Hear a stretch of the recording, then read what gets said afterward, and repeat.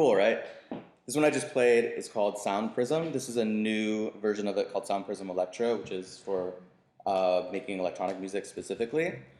And it's cool because it gives you the notes, but it also gives you different colors for the different scales. And also you can choose the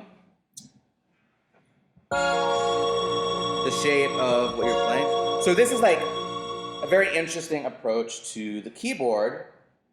Unless you know how to play piano or you know how to play keyboard, it's like a little, well, it's daunting because you need to know the scale, right? You need to know where the accidentals are. You need to know all this different music theory.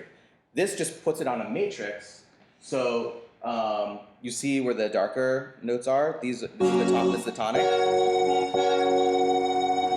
But it's playing a chord. So this box is a chord. And you can choose the reach of that chord.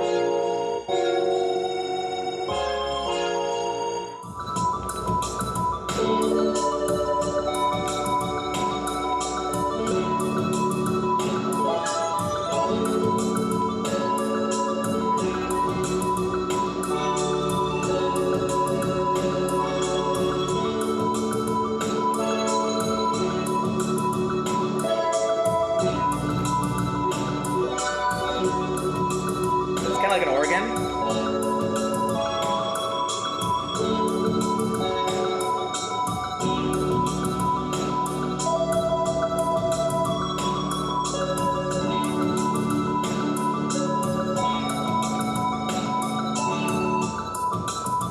So I just played that. I didn't have to compose it. It was just something that happened. The iPad is very democratic musically because, like, you think of a grand piano. If there's a grand piano in the room, that's kind of like an exclusive thing. Like, you need to learn piano. It takes years to even be able just to play for people and be comfortable with that. But a lot of these apps are highly intuitive, and you can play right away. I have a mentor who showed me a couple apps, and I was blown away. I couldn't believe what I was seeing. I think there's some quote where they said that new technology, I forget who said it, but they said new technology is similar to magic in that it has like this uncanny feeling to it, and that's the feeling I get with the iPad.